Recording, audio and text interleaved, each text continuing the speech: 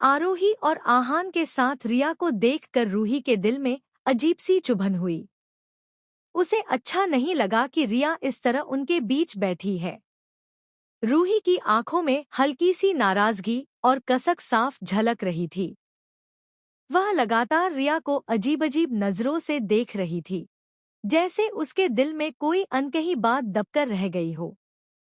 इसी बीच जब आरोही की नजर चारों तरफ घूमी तो उसने देखा कि उसके घर वालों में से कोई भी वहां मौजूद नहीं है। केवल रूही ही चोरी छिपे वहां आई थी। बाकी माँ बाप और परिवार के अन्य सदस्य नहीं आए थे। यह देखकर आरोही के चेहरे पर उदासी छा गई। उसके दिल में कसक उठी कि इतनी बड़ी घड़ी में, जब उसे अपने सबसे करीबी लोगों की सबसे ज्यादा जरूरत थी, तब उसके अपने ही उसके साथ नहीं है। वहीं दूसरी ओर रूही की आंखों में अब भी रिया के लिए खटास और आरोही के लिए सच्ची हमदर्दी झलक रही थी। रूही धीरे धीरे चलते हुए आरोही के पास आई। उसकी आंखों में एक अजीब सा दर्द और अपनापन था। वह बिना कुछ कहे सीधे आरोही के गले लग गई। जैसे ही उसने अपनी बाहें आरोही के चारों ओर डाली, दोनों के बीच एक गहरा रिश्ता महसूस हुआ। रूही की आवाज थोड़ी कांप रही थी, मगर फिर भी उसने मुस्कुराने की कोशिश करते हुए कहा, दीदी, आप बहुत अच्छी लग रही हो। भैया के साथ तो और भी ज्यादा। आरोही के होठों पर हल्की सी मुस्कान आई, लेकिन उसकी आंखों में छिपा दर्द साफ झलक रहा था। उसने धीरे से पूछा, मम्मी पापा नहीं आए ना? ये सुनते ही रूही ने चुपचाप अपना सिर झुका लिया। कुछ पल तक वह कुछ बोली ही नहीं। आरोही का दिल और भारी हो गया।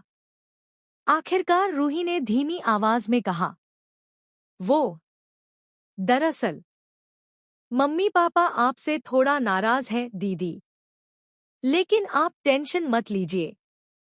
मुझे यकीन है कि कुछ दिनों बाद वो भी आपको और आपके रिश्ते को स्वीकार कर लेंगे। बस थोड़ा वक्त लगेगा। आरोही ने गहरी सांस ली।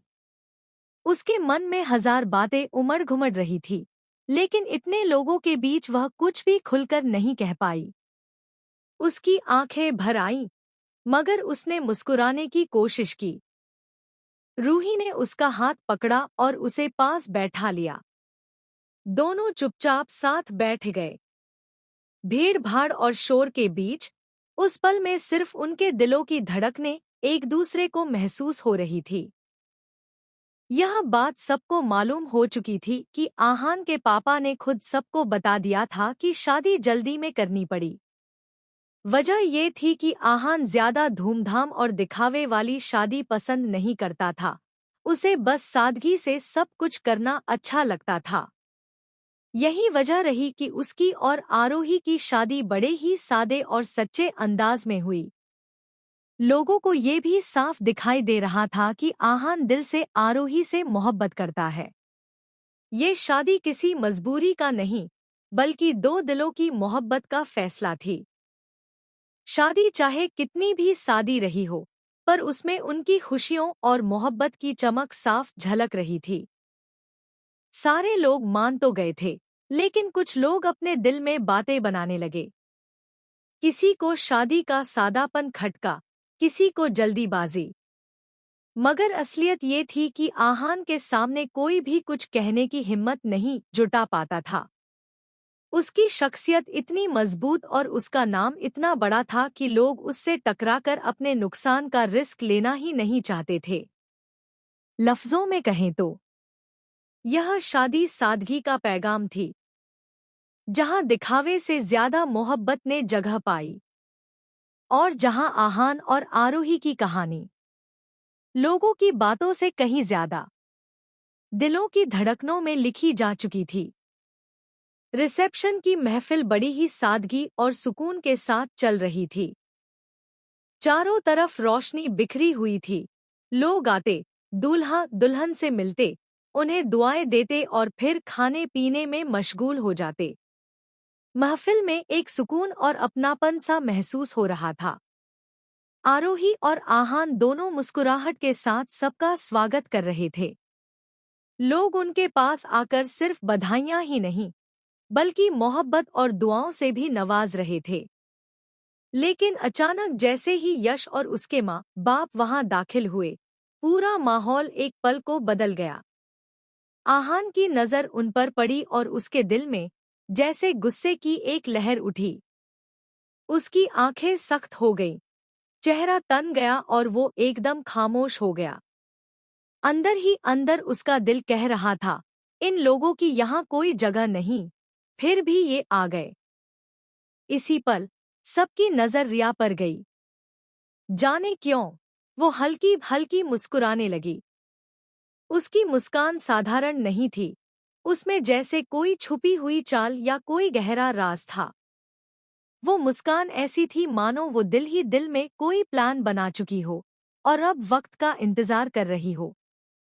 उसकी आंखों में चमक थी, होंठों पर रहस्यमयी मुस्कान और दिल में शायद कोई ऐसा राज जो वक्त आने पर सामने आने वाला था।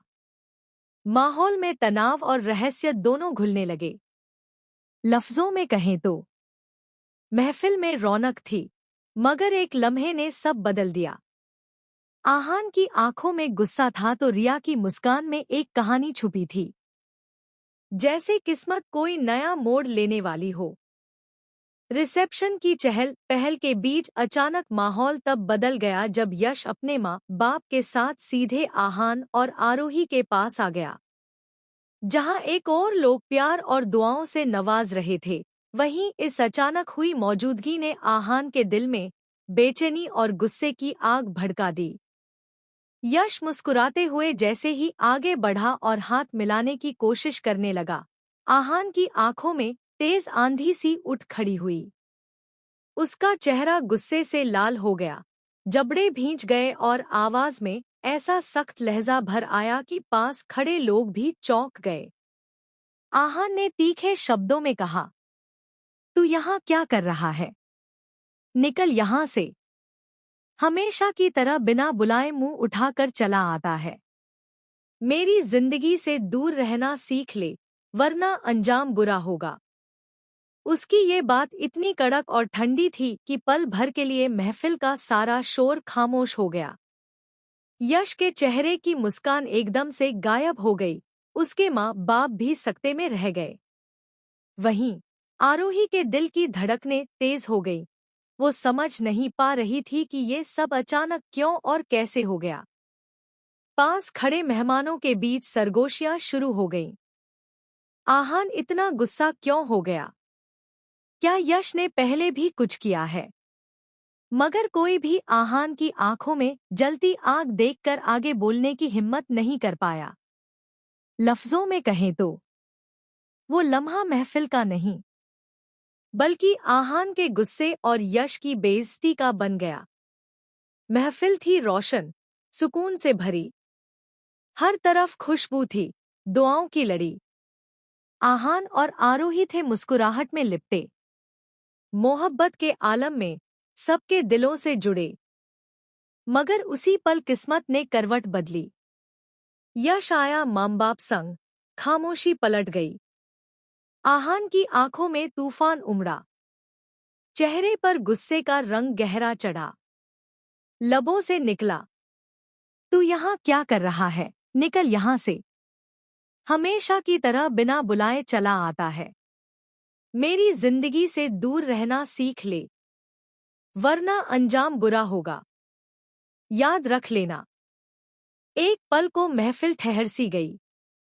शोर थम गया, रौनक रुक सी गई। यश की मुस्कान मिट गई हवा में। उसके माँ बाप भी खड़े रहे खला में। लोग सरगोशियों में पूछते रह गए, आहान इतना क्यों बिगड़ गया? क्या कोई राज है जो अब तक छुपा रहा? मगर किसी में हिम्मत न थी उस आग को छूने की, जो आहान की आंखों में जल रही थी। यूं कहें तो वो लम्हा न मोहब्बत का था, न खुशियों का, बल्कि आहान के गुस्से और यश की बेइज्जती का था। अनदेखी मोहब्बत, एक ऐसी कहानी जो शुरू तो हो चुकी है, पर अंजाम अभी बाकी है।